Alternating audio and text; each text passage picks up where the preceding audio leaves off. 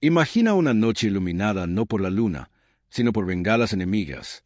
Una luz blanca y fría que inunda el cielo sobre la campiña italiana, convirtiendo sombras en siluetas y siluetas en blancos. Cerca de la antigua ciudad de Valmontone, Italia, el 3 de junio de 1944, una pequeña patrulla estadounidense acaba de caer en el infierno. 60 fusileros alemanes, 3 ametralladoras, 3 tanques, todos a menos de 25 metros. La emboscada se cierra de golpe como una mandíbula. Todos los hombres de la patrulla saben que morirán aquí. Las matemáticas son simples y brutales. Las matemáticas dicen que no hay escapatoria, excepto que un hombre mira esos cálculos y decide que significan algo diferente. No corre refugiarse. No se tira a una zanja. Se pone de pie, recto, tranquilo, bajo las bengalas, a la vista de 60 fusiles apuntándole directamente. Se vuelve hacia su jefe de patrulla y levanta la mano, gesticulando lente deliberadamente. «Sal de aquí. Vi. Cor». Entonces, en un momento que todo hombre que sobrevivió llevaría consigo el resto de su vida, este soldado estadounidense se vuelve hacia el enemigo y comienza a caminar hacia adelante. No corriendo, no cargando, caminando, paso a paso, hacia 60 armas, hacia 3 ametralladoras, hacia 3 tanques, disparando su fusil automático desde la cadera como un hombre en un paseo dominical por el infierno. ¿Quién era este hombre? ¿Qué le permitió caminar de esa manera? ¿Y qué significa que la mayoría de los estadounidenses hoy en día nunca hayan oído hablar de él? Su nombre era Eldon Harvey Johnson. Tenía 23 años. Era soldado raso del ejército de los Estados Unidos. Nació en un pequeño pueblo costero de Nueva Jersey, rodeado de marismas, y creció en un tranquilo barrio de Massachusetts que un día llevaría su nombre en un edificio escolar. No era general, no era oficial, ostentaba el rango más bajo en las Fuerzas Armadas estadounidenses. Y, sin embargo, aquella noche de junio en Italia, el soldado Eldon Harvey Johnson hizo algo tan extraordinario, tan desinteresado, tan asombrosamente humano, que el presidente de los Estados Unidos consideró oportuno otorgarle la más alta condecoración militar que esta nación puede conceder. Esta es su historia. Vivalve, Nueva Jersey, se asienta al borde del estuario del río Maurice, donde el agua se funde con el cielo y la tierra parece disolverse en marismas y llanuras intermareales. Era, y sigue siendo, un lugar pequeño y tranquilo, el típico pueblecito americano donde todos conocen tu apellido y donde las estaciones marcan el ritmo de la vida con más precisión que cualquier reloj. Fue aquí, el 13 de febrero de 1921, donde Eldon Harvey Johnson llegó al mundo. Condado de Cumberland, el estado Jardín, un lugar tan alejado de los campos de batalla de Italia como uno puede imaginar. La historia no registra con exactitud qué sucedió después en los primeros años de Eldon. Cuánto tiempo permaneció en Vivalve, cómo era su vida familiar en aquellos primeros años junto a la costa de Nueva Jersey. Pero en algún momento la familia Johnson se trasladó a East Weymouth, Massachusetts, un pueblo costero de clase trabajadora al sur de Boston, ubicado entre la brisa marina del puerto y el dinamismo de la industria de Nueva Inglaterra. Allí creció Eldon. Este es el pueblo que consideraría su hogar. Esta es la comunidad que un día protegería hasta la muerte, en el sentido más amplio y estadounidense de la palabra. East Weymouth, en las décadas de 1920 y 1930, era el tipo de pueblo que forjó un tipo particular de estadounidense. Las familias trabajaban duro. No tenían mucho, especialmente después de la Gran Depresión que azotó en 1929, cuando Eldon tenía solo 8 años. Los niños de esos barrios aprendieron desde pequeños que la vida exigía algo de ellos, que el mundo no se doblegaba simplemente porque uno lo deseara. Jugaban a la pelota en las calles, conocían a sus vecinos, entendían, de una manera que quizás solo la clase trabajadora estadounidense comprende de verdad, que el hombre de al lado era aquel por quien darías la vida si llegara el caso. Weymouth era también una ciudad con profundas raíces militares. A lo largo de su historia, daría lugar a 5 condecorados con la Medalla de Honor, un legado extraordinario para una pequeña comunidad de Nueva Inglaterra. Si el joven Eldon Johnson conocía por su nombre a alguno de esos héroes, si sus historias se contaban en las escuelas o en las casas de los vecinos, la historia no lo registra con exactitud. Pero parece casi seguro que un niño que crecía en Weymouth absorbió algo de ese ambiente, la sensación de que el servicio tenía un significado, que el sacrificio era real, no abstracto. Para cuando Eldon era joven, la guerra en Europa ya acaparaba la atención mundial. Adolf Hitler había arrasado Polonia con sus ejércitos en septiembre de 1939, y el efecto dominó se había producido con terrible rapidez. Dinamarca, Noruega, Francia, los Países Bajos, finalmente, los cielos de Gran Bretaña. El 7 de diciembre de 1941, cuando los japoneses atacaron Pearl Harbor, Estados Unidos ya no pudo permanecer al margen. El país se movilizó, y jóvenes de toda Nueva Inglaterra, jóvenes que habían crecido durante la Gran Depresión, que habían aprendido a ser duros sin darse cuenta, comenzaron a hacer fila en las oficinas de reclutamiento. Eldon Harvey Johnson entró en una oficina de reclutamiento del ejército en abril de 1943. Tenía 22 años. La guerra en el norte de África se acercaba a su fin. Las fuerzas estadounidenses llevaban meses luchando contra alemanes e italianos en el desierto, aprendiendo los brutales entresijos de la guerra moderna contra un enemigo profesional y bien equipado. Italia estaba a punto de convertirse en el siguiente escenario. La agotadora y sangrienta campaña a lo largo de la península italiana, a través de montañas, varo y pueblos fortificados, estaba a punto de comenzar. Nadie que firmara en abril de 1943 podía haber comprendido del todo a qué se enfrentaba. Pero Eldon Johnson firmó. Fue asignado al 15º Regimiento de Infantería, Tercera División de Infantería del Ejército de los Estados Unidos, específicamente a la Compañía H del 2º Batallón. La Tercera División de Infantería era una de las divisiones más legendarias y curtidas en batalla de todo el ejército estadounidense. Conocida como la Roca del Marne, se ganó su nombre en la Primera Guerra Mundial en la Segunda Batalla del Marne, donde contuvo la línea contra una ofensiva alemana masiva a orillas de ese río francés. El lema de la división siempre había sido simple y férreo: nos mantendremos firmes y lucharemos. En la Segunda Guerra Mundial, la Tercera División ya había participado en la Operación Torch en el norte de África, la invasión de Sicilia y el brutal desembarco de Salerno en la península italiana. Para cuando el soldado Johnson se unió al regimiento, sus veteranos eran hombres forjados en el fuego. La campaña italiana, durante el invierno y la primavera de 1944, fue diferente a cualquier otro. No fue así. La respuesta alemana fue feroz. Kesselring, ese profesional de mirada fría, se negó a entrar en pánico. Desplegó división tras división en la cabeza de Playa de Anzio, conteniendo el avance aliado y transformando lo que se suponía que sería un rápido avance en uno de los asedios más brutales y prolongados de toda la guerra. Durante 4 meses, a lo largo del invierno y hasta la primavera de 1944, los hombres de la cabeza de Playa de Anzio vivieron una pesadilla. La artillería alemana bombardeaba las playas constantemente. La infantería alemana atacaba en oleadas. El terreno llano y abierto no ofrecía casi ninguna cobertura natural. Las unidades médicas, los depósitos de suministros y los cuarteles generales estaban al alcance de la artillería alemana. Ningún lugar era seguro. Cada hombre en la cabeza de playa, cocinero o fusilero, conductor o infante, estaba en la primera línea. A pesar de todo, el soldado Eldon Johnson y los hombres de la Compañía H, segundo batallón, 15º de Infantería, mantuvieron la posición. La Tercera División de Infantería sufrió bajas devastadoras.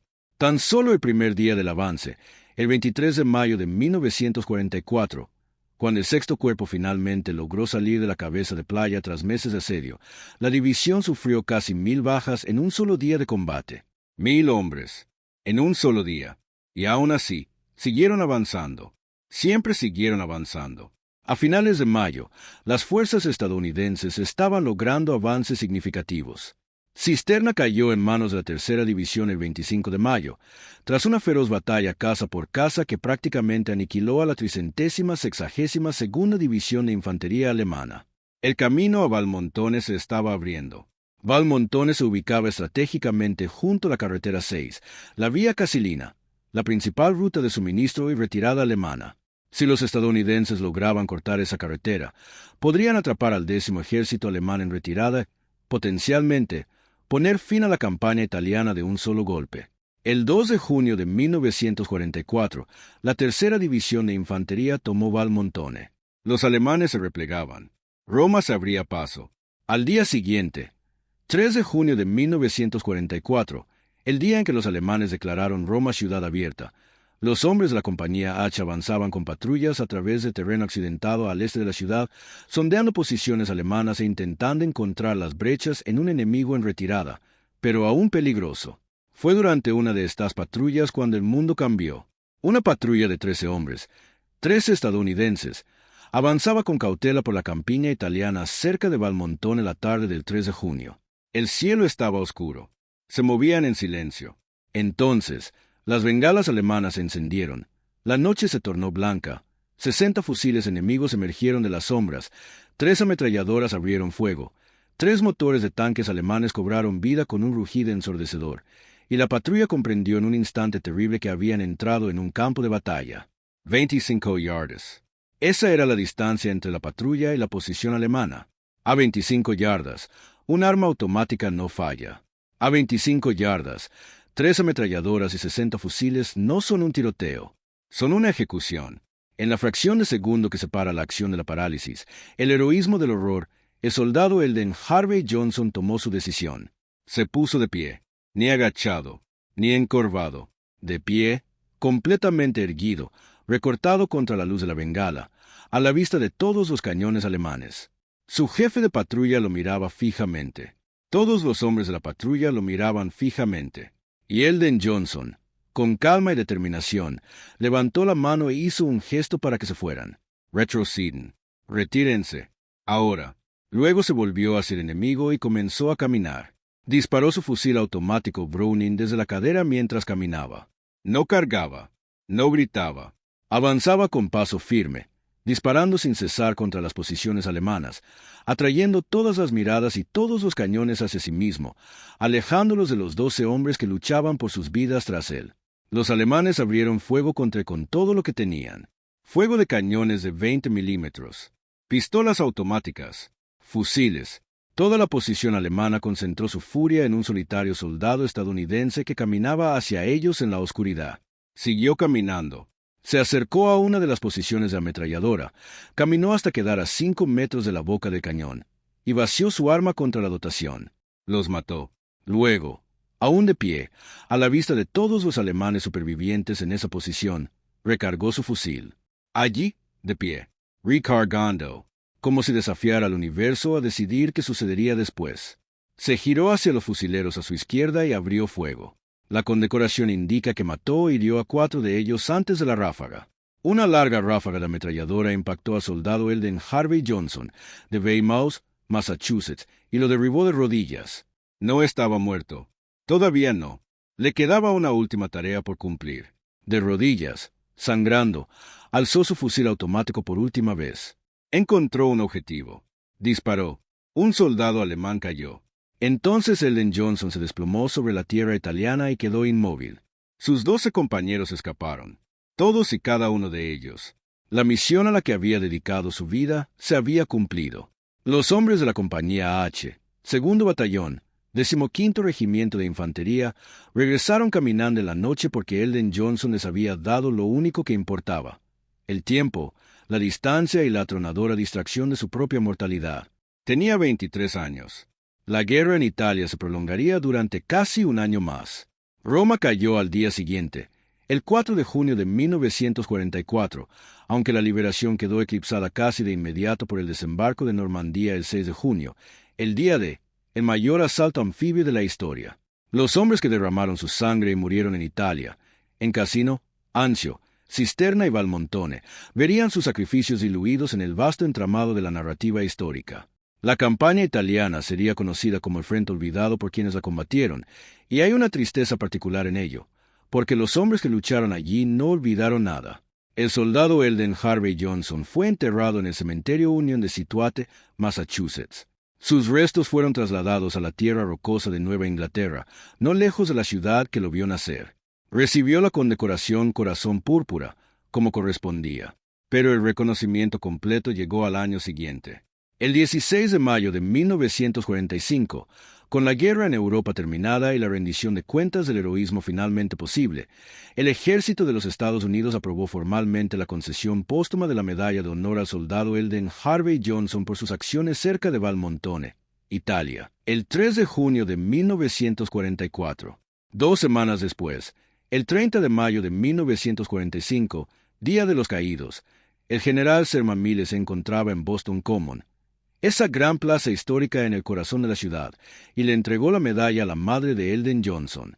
no a un soldado, no a un oficial, una madre, una mujer que había criado a un niño en East Weymouth y lo había enviado a la guerra, y que se encontraba en Boston Common sosteniendo el más alto honor militar de la nación, sabiendo que nunca volvería a tener a su hijo en brazos. La historia no registra con exactitud lo que dijo, ni siquiera si dijo algo. A veces, el dolor se manifiesta en un registro que trasciende las palabras. Pero la nación había hablado.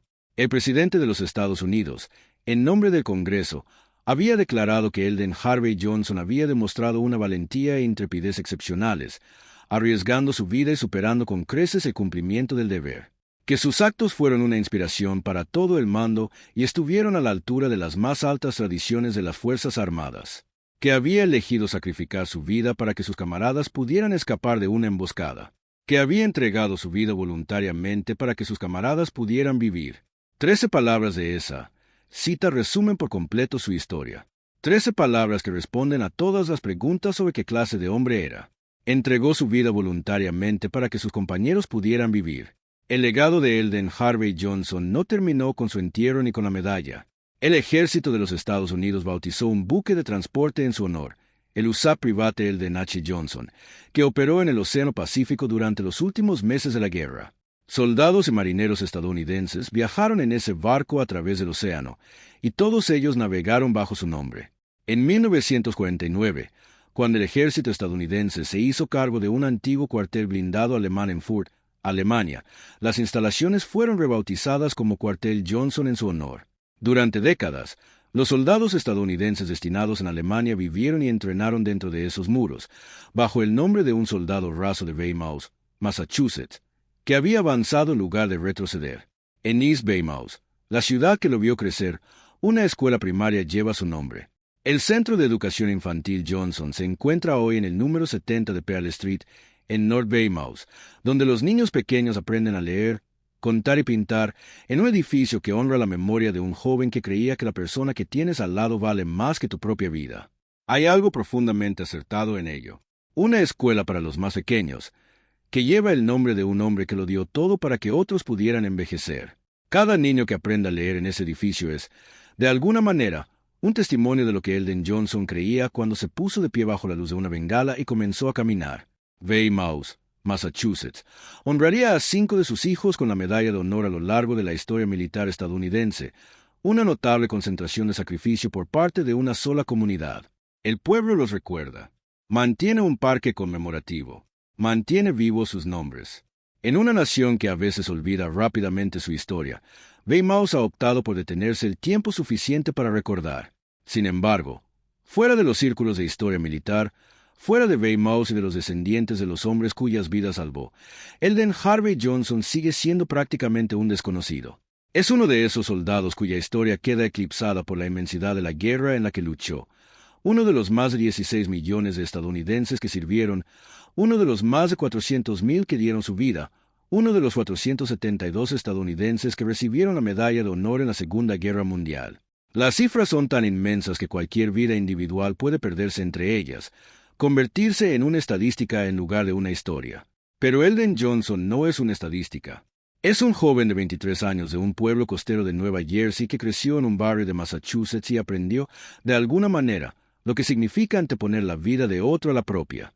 Es el hombre que se mantuvo firme cuando todos sus instintos le gritaban que se rindiera. Es el hombre que siguió adelante cuando todo el universo racional exigía la retirada.